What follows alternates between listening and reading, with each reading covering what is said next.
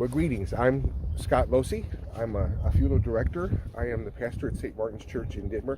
This is my buddy Jack Nobles, who's a member of the church in Dittmer. Jack, you're also a Vietnam veteran. So, yeah. And we are here at the wall. We didn't fly to Washington, D.C. today. I wouldn't want to get on a flight right now anyhow if I didn't have to. We're in Perryville, Missouri at a replica wall. Tell what you know about this replica. Well, this is a 50% replica of the Vietnam Veterans Wall, and it's very accurate. I've been to Washington, D.C.'s wall, but we're at the Missouri's National Veterans Memorial. It's a gentleman, Jim Edelman, that donated 50-some acres of cornfield to site this. He was a Vietnam veteran during the Tet Offensive. And that was in 1968. In 1968. And this is his family farm, the brochure says. Right. And so in 2016, 2017, they started, a board of directors convened, and they have made this a reality. And it was just dedicated by Governor Mike Parsons last year. Now, there are traveling walls. In fact, we've had the traveling wall here to Missouri a couple times, but this is a permanent fixture. There's a museum here, which we can't get inside of right now because they're shut down because of the pandemic. I hope we get to get a peek. Maybe we'll knock on the window or something before we go and be impulsive. Mr. Edelman, who donated the cornfield, said that it used to grow corn. I'm giving you the straight line. Oh, now it grows men and women. It transforms men and women as they visit this wall. So you mentioned you've been to the wall in Washington, D.C. How is this one similar? How is it different?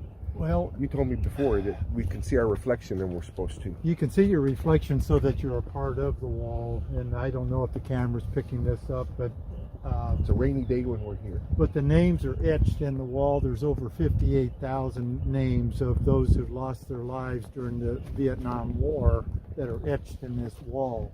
And it's a sunken V for a reason. It starts with the first person that perished, that gave their lives during the war, and it are 50 flags representing each state of the Union, and it's a beautiful green grassy field. Now here on this property also there is what's called a flag of honor, and it's at the front by the visitor center, and it has a panel for each branch of the service there. That's good. And also there's a running video and a running loop also at the visitor center. It's just gorgeous. Right out here in the middle of a cornfield. I don't know if I said already, but I feel like I'm at the Field of Dreams. Is this heaven or is it Perryville? It's hard to know. So my son-in-law enlisted. He's a lieutenant. Christopher Doyle Losey. But the Vietnam War took place. It was the last war in American culture where there was conscription. A lottery number came up. Both of my brothers enlisted before their number came up because they thought they could choose a better place to be. My brother just above me never left the country. My other brother was on an aircraft carrier. I was in 4th grade at the time and getting beaten up on the playground. But you answered the call, and a lot of people did, and it was a controversial time. That's exactly right. I recall it was 1969. My birthday was November 27th, and soon after that, I got a letter inviting me to be inducted into the military. It was a greetings. That's correct. And I recall that my brother had been called 8 weeks before I was. My brother Lee was already in basic training when I was inducted into the Army, and I met him at Fort Leonard Wood. But back to the conscription part, the lottery system was a way to get people into the service to go to wherever to serve, and you don't think much about that at the time that you're being inducted into the military, and you really haven't given it much thought as to what you're about to enter. But I recall my brother had a wife and a child at the time, and I was just really hoping and praying that he wouldn't have to go to Vietnam. I was single, had no ties other than family, and So I was really hoping and praying that my brother wouldn't be called to Vietnam. You had other family members that were in the service. Yeah, and that was a big reason that you served. My father and his two brothers were all in World War II in Europe, in the European theater during World War II. My father was in England and France in what at the time was called Secret Service, and cryptographer and decoding. And my Uncle Jack, who my nickname comes from, he was an Army Air Corps crew chief in North Africa, Italy, Salerno, and all of that. And then my Uncle Bob was in the Navy. So they were all serving at the same time, and they were being profiled in newspapers, and it was almost a peer pressure at the time that I felt whenever I did was inducted into the military. Now we're here observing Memorial Day, not Veterans Day. That's and there's correct. a difference. I always like to point that out too, and I'm sure it's more important to you because you're a veteran than it is to me. But this is a day when we honor those who made the ultimate sacrifice. What does Memorial Day mean to a veteran?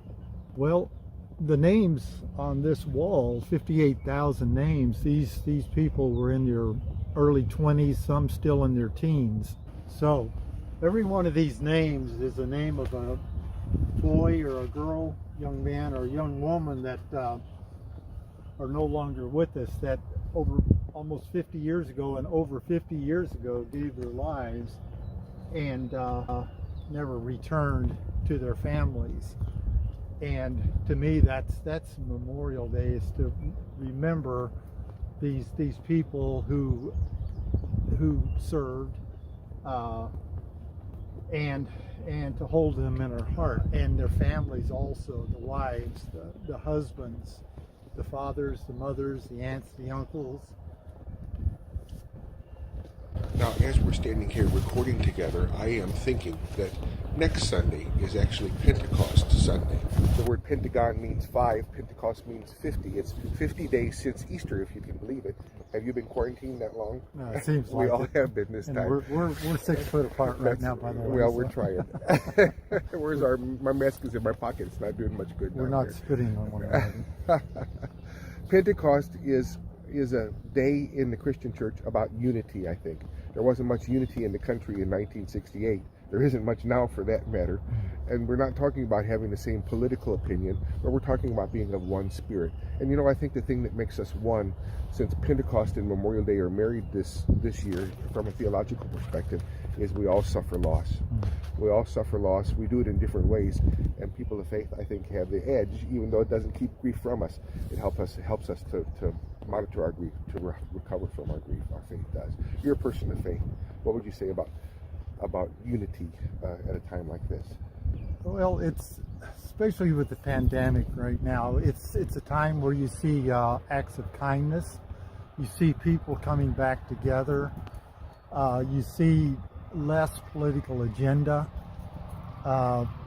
and you see a type of transformation.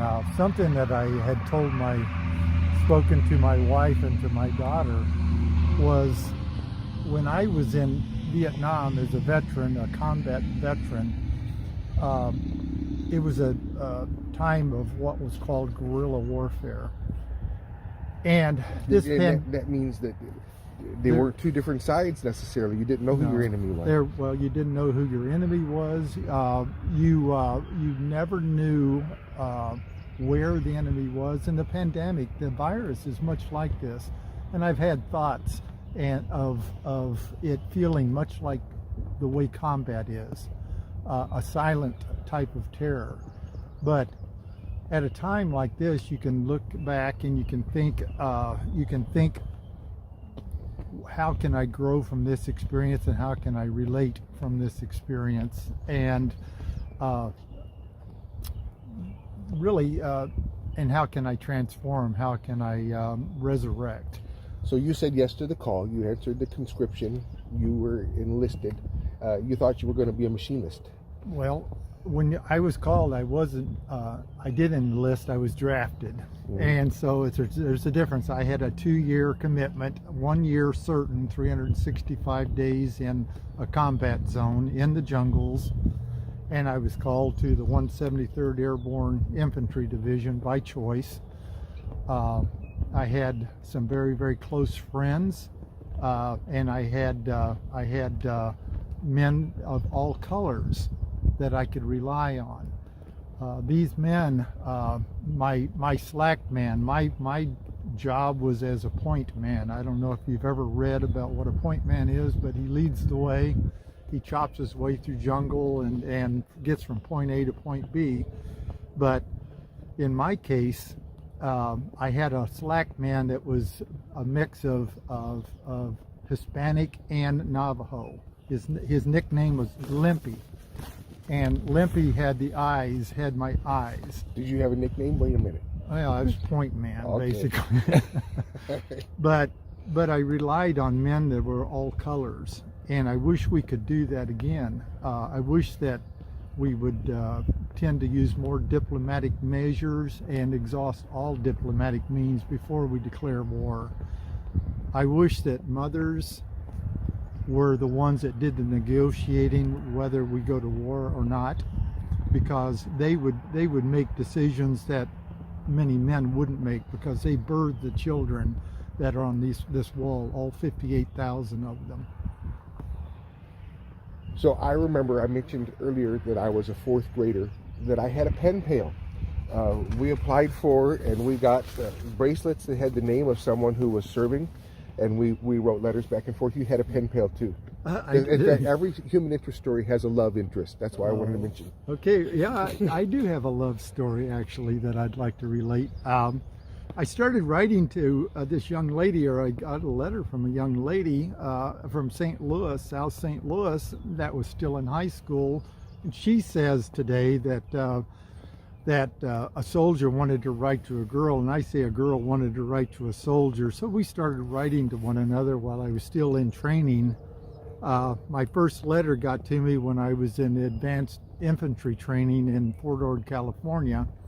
Letters kept following me, and I kept writing back from Fort Benning, Georgia in parachute school. And then I started getting letters in Vietnam. And we wrote to one another through the entire experience. This girl's name was Judy Wasser. And Judy and I fell in love on paper before we ever met. I got one picture from her during that entire episode, and it was a picture of her in black and white holding a snowball, and she had a sock cap, a white sock cap on. And I thought, well, can't I at least get a color picture, you know?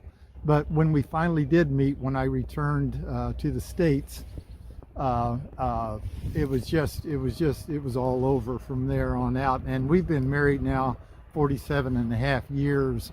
We were married on December 23rd, 1972. So that's our love story. And so some time ago, I asked you to address the confirmation class at St. Mark's, and you told them the story about your service, and you said that there was a way that you kind of got through that time in the jungle. Would you share that story? Yeah, I'd love to. What I related to the confirmation class was that I had a drill sergeant in basic training. His name was Sergeant Bell. Sergeant Bell was a short, stocky black man that had a heart. And he told the troops, or the trainees we were, kind of towards the end of our training, of our 8 weeks basic training, to keep something sacred when we were over there. Sergeant Bell had been to Vietnam on, I believe, 2 tours. He was starting to go blind. And he wanted us to hold something sacred in our hearts during that time. He said, I don't care if it's a Bible, I don't care if it's a dollar bill, I don't care if it's a love of a person, but keep something sacred, and that will help you through this. And so. And yours was a pen pal. Well, mine was a pen pal, and I did have my faith. I did believe in a higher power, and those things did sustain me. And of course, that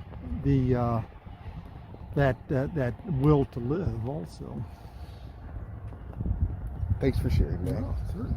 Now, since we're here at the wall here in Perryville, the replica wall of the Vietnam Wall in Washington, D.C., it happens that there are two young men who are remembered on this wall, and it's Memorial Weekend, that are from Cedar Hill, which is near where our church is at. It's where the funeral home, where Chapel Hill is at.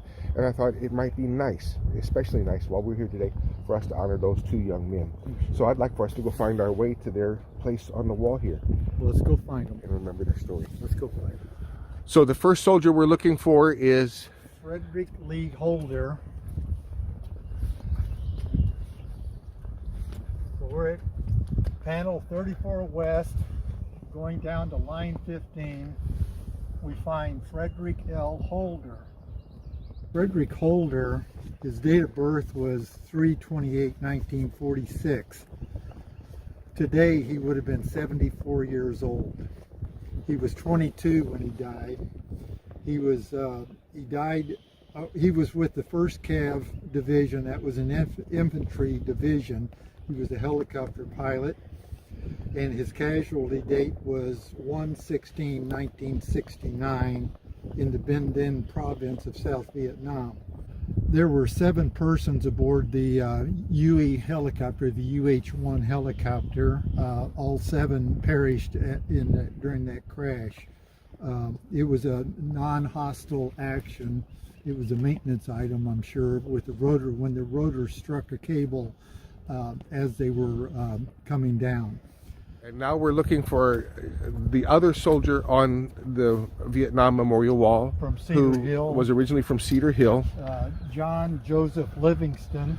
John Joseph Livingston. And John Joseph Livingston was a captain in the Army.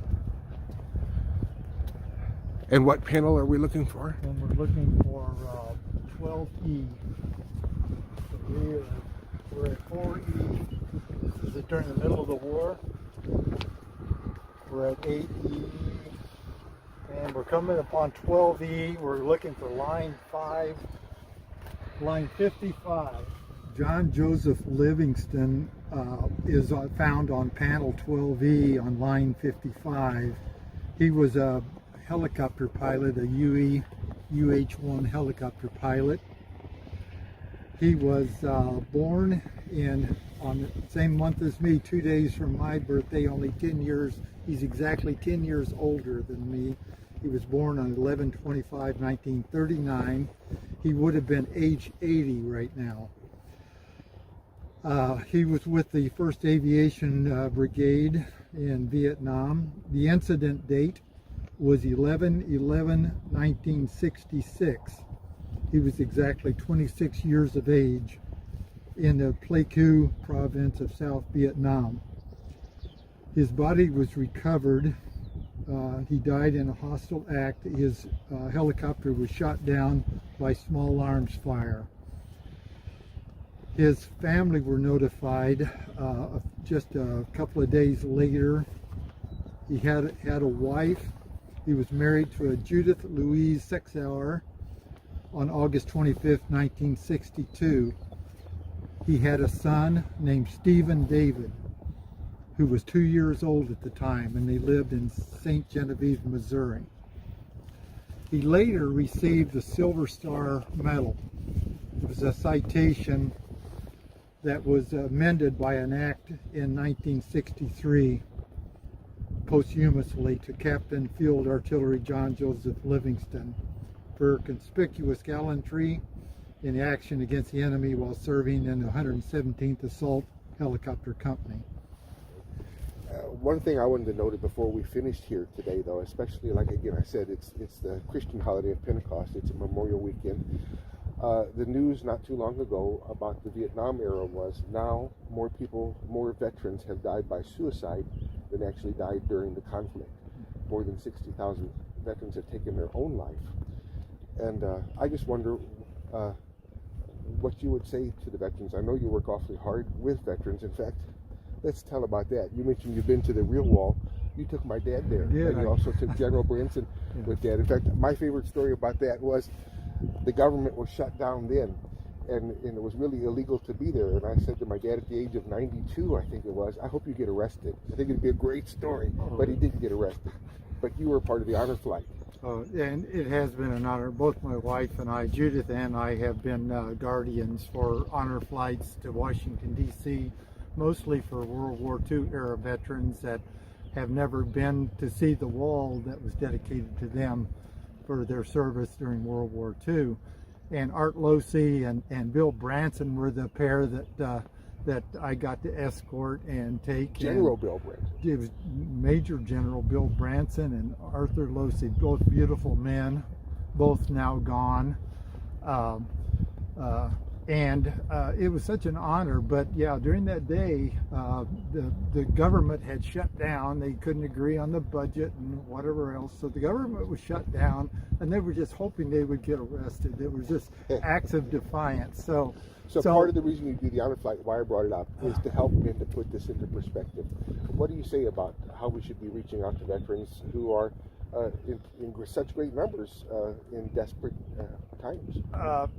If you meet a veteran, especially a combat veteran or someone that's been in the mix of war, rather than just thank them for their service, take the time to hear their story. It's not going to be an easy thing for them to do, but if you will sit with them or spend a little time and just listen to their story, that's what they need more than just the thanks. So the other thing that I think veterans could use is a feeling of being able to forgive themselves for what they've seen, what they've done, a way to transform from that to surrender to that higher power that we talked about earlier. It's a cathartic thing to be able to transform and get that relief. So we're gonna culminate our time together here in Perryville with a poem that I first encountered when I was in Pittsburgh, of all places. I was there visiting a baseball stadium, and on the banks of the Allegheny, quite by accident, I ran into a beautiful memorial that is there that was also placed by a Vietnam veteran. There's a gazebo, and there are 8 scenes of soldiers being welcomed home from very different perspectives, and you can stand in the middle of that monument. It's just gorgeous. But I want to end this time together with the poem that's inscribed at that monument. And I'd like for us to place a tribute by these 2 soldiers that we've honored today. Let's do that. Welcome home to proud men and women. We begin now to fulfill promises, to remember the past, to look to the future. We begin now to complete the final process, not to make political statements, not to offer explanations, not to debate realities. Monuments are erected so that the future might remember the past. Warriors die and live and die. Let the historians answer the political questions. Those who served, served. Those who gave all live in our hearts. Those who are left continue to give. As long as we remember, there is still some love left.